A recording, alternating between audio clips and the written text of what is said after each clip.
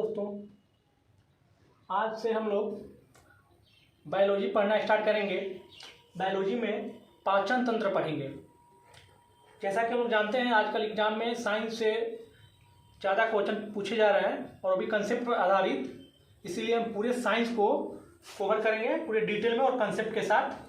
तो आज हम बायोलॉजी में पाचन तंत्र से शुरू करते हैं। इस तरह सारे टॉपिक को कवर करेंगे। चलिए बिना देरी किए हुए शुरू करते हैं। पाचन तंत्र। पाचन तंत्र होता क्या है? हमारे शरीर में जब भी हम भोजन को ग्रहण करते हैं तो भोजन बहुत सारे जगहों से, बहुत सारे नलियों से, बहुत सारे स्थानों से होकर के गुजरता है, बहुत सारे अंगों से होकर के गुजरता है। सारे अंग जो भोजन को पचाने में सहायक होते हैं, उन सब मिल करके एक तंत्र बनाते हैं, जिसे हम पाचन तंत्र कहते हैं। तो पाचन तंत्र में सबसे पहला शब्द है पाचन। पाचन क्या होता है? तो पाचन, जब भी हम भोजन ग्रहण करते हैं तो जटिल रूप में ग्रहण करते हैं। उनमें पोषक पदार्थ जो भी होते हैं वो जटिल रूप में होते हैं, जैसे कार्बोहाइड्रेट, वसा, प्रोटीन। ये हमारा शरीर डायरेक्ट इसे अवशोषित नहीं कर सकता है। इसीलिए पाचन के द्वारा उन पोषक पदार्थों को, उन जटिल पोषक पदार्थों को सरल, तरल और घुलनशील पदार्थों में बदलने की क्रिया को ही हम पाचन कहते हैं, जिसमें एंजाइम सहायक होता है उनको तोड़ने में। इसलिए इस क्रिया को हम रासायनिक क्रिया भी कहते हैं। तो याद रखिएगा, पाचन एक ऐसी क्रिया है तो रासायनिक क्रिया है। तो चलिए, पाचन तंत्र किन किन चीज़ों से मिलकर के बना होता है?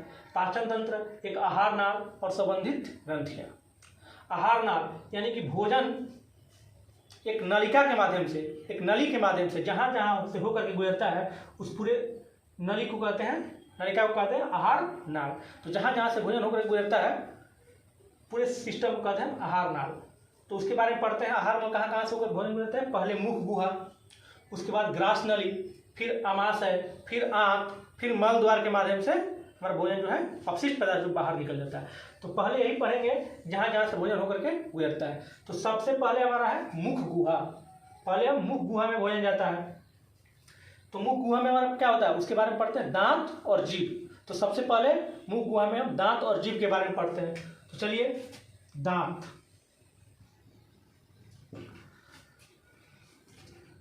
मनुष्य का जो दांत है तीन तरह का होता है, तीन प्रकार के होते हैं। मनुष्य के दांत तीन प्रकार के होते हैं।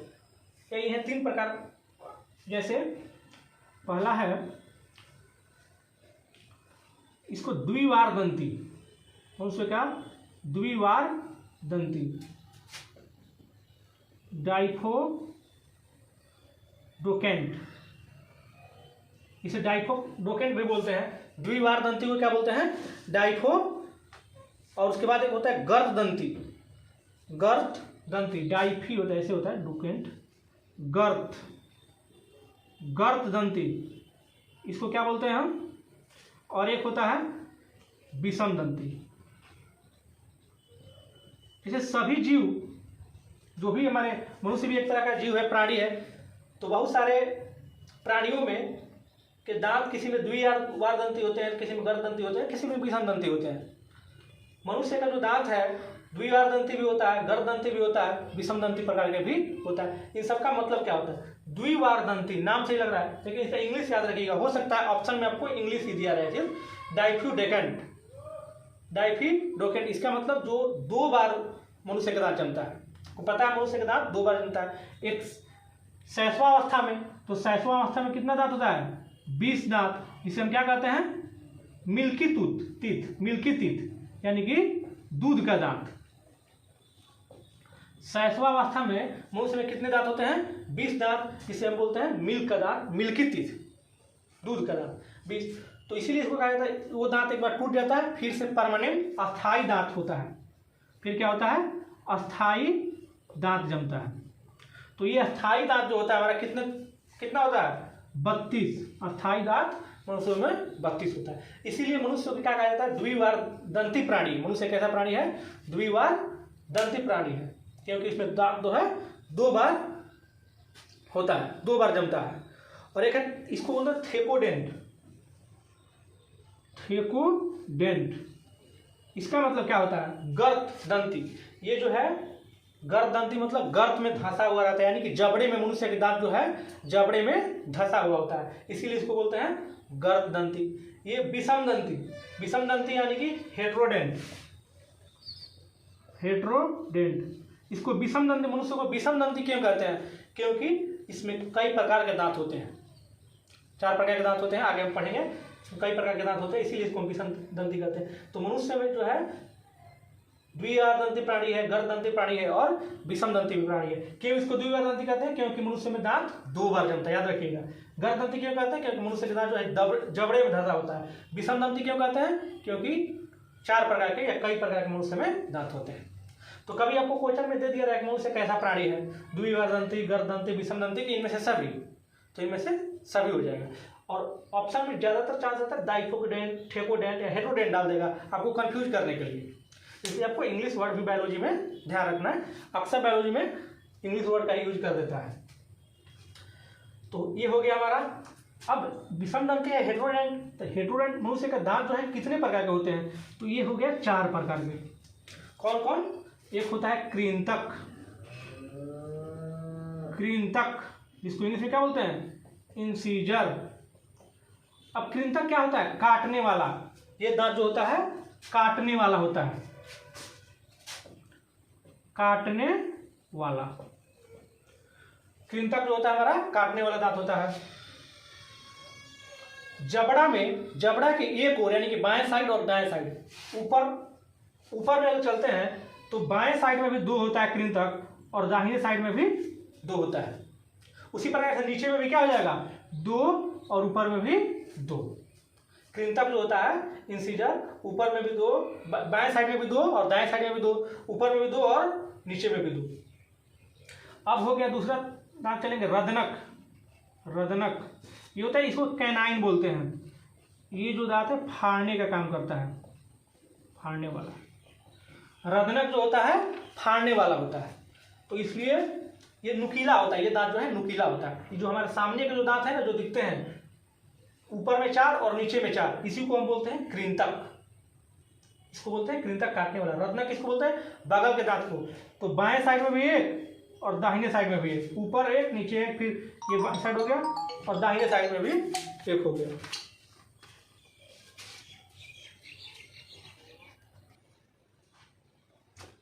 तो हमारा कृंतक हो गया। अब रदनक, एक बाएं साइड में एक दाएं साइड में, फिर हमारा उसी तरह नीचे में भी, यानी कि रदनक कुल कितने दांत होते हैं? रदनक होते हैं 4। कृंतक कितने होते हैं? 8। अगर एक क्वेश्चन पूछ दे कि मनुष्यों में कृंतक दांत कितने होते हैं? 8। रदनक दांत 4 और 2 होता है ना, एक होता है चौवर्णक और एक होता है अग्रचौवर्णक। तो अग्रचौवर्णक को हम इंग्लिश में बोलते हैं प्रीमोलर, प्रीमोलर। ये क्या होता है? ये अग्रचौवर्णक है हमारा, एक तरफ बाएं साइड में 2 और दाएं साइड में भी 2, फिर उस तरह से नीचे के जबड़ा में भी वही 2-2 होता है।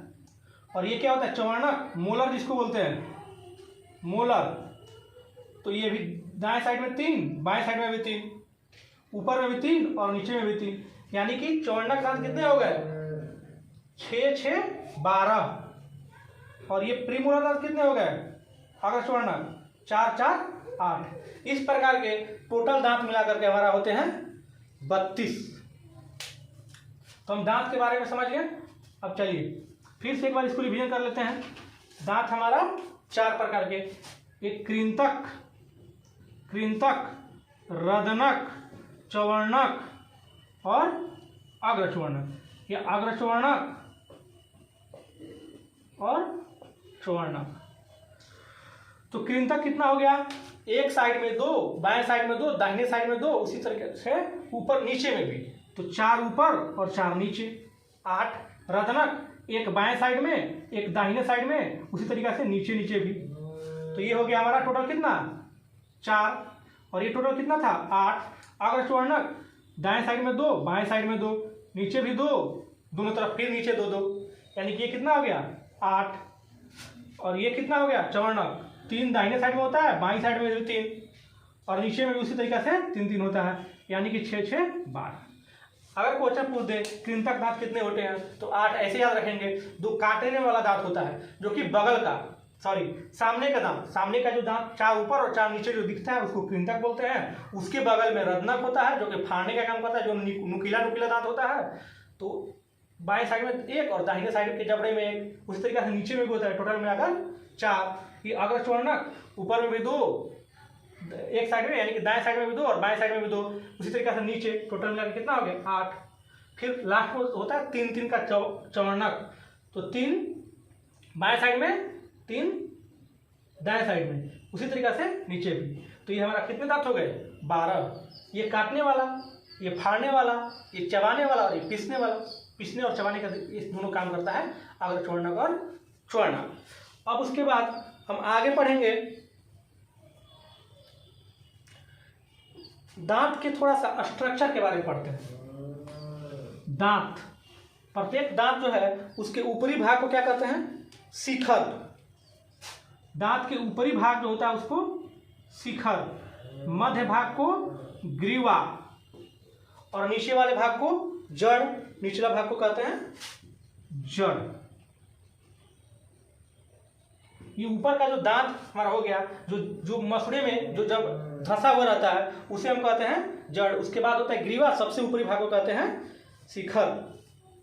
और दांत के भीतर भी एक खाली जगह होता है जिसे मज्जा गुहा बोलते हैं। मज्जा गुहा, पल्प कैविटी, मज्जा गुहा, दांत के जो बीच में जगह होता है, जैसे मुख, हमारे मुंह के भीतर जगह हुआ है उसे गुहा बोलते हैं ना, उसी तरह के दांत के अंदर में भी जगह होता है, उसे बोलते हैं मज्जा गुहा। बाहरी भाग को, दांत के बाहरी भाग को क्या कहते हैं, ये तो अंदर का भाग होगा, जो दांत के बाहरी भाग जो हमें दिखता है उसके बोलते हैं बाहरी भाग दंतास्थी, दंतास्थी बोलते हैं। इसको इंग्लिश में बोलते हैं डेंटाइन, और डेंटाइन से याद आएगा आपको, इसको बोलते हैं डेंटाइन। अधिकांश जो कि दांत का अधिकांश भाग डेंटाइन ही होता है, और दांत के ऊपरी हिस्से या शिखर में इनामेल होता है ना, पता है ना इनामेल, इनामेल। दांत के ऊपरी हिस्सा में क्या होता है इनामेल, जो सफेद भाग होता है इनामेल कहते हैं। और यही जो है शरीर का सबसे कठोर भाग है, शरीर का सबसे कठोर भाग, तो याद रखिएगा शरीर का सबसे कठोर भाग कौन सा है इनामेल। दांत के भीतर के भाग को मज्जा गुहा और बाहरी भाग को दंतास्थी डेंटाइन, और डेंटाइन जो है इनामेल से बना होता है जो कि शरीर का सबसे कठोर भाग है। इस तरीके से हम दांत के बारे में सारा कुछ पढ़ लिए। दांत से कोई भी क्वेश्चन अगर आता है तो नहीं छूटेगा। अब चलिए हम जीभ के बारे में पढ़ते हैं।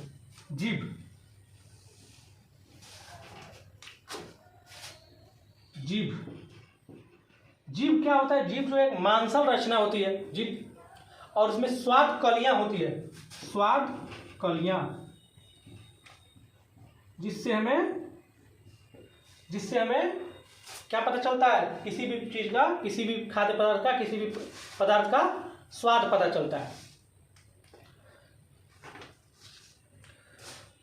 तो कौन सा स्वाद कहाँ पता चलता है, जीभ के अग्रभाग से हमें मीठा स्वाद पता चलता है, बगल से खट्टा सावर,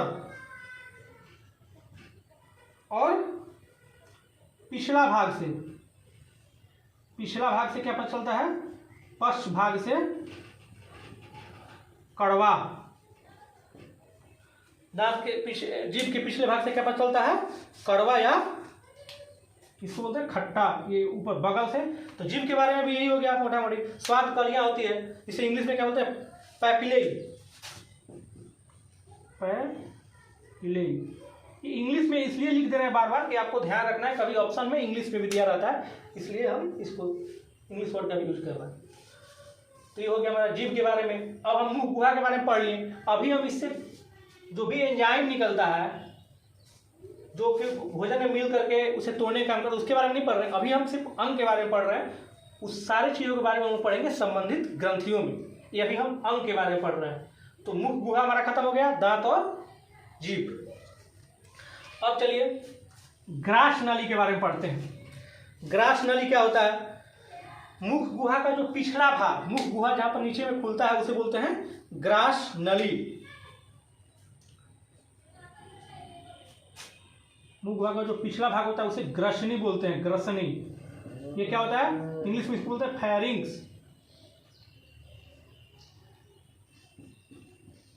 फेरिंग्स, फेरिंग्स ऐसे होता है, फेरिंग्स। ये हो गया हमारा ग्रसनी, और ये ग्रसनी ग्रास नली में खुलता है, इसको बोलते हैं ओसेफेगस। ओसेफेगस इसको बोलते हैं।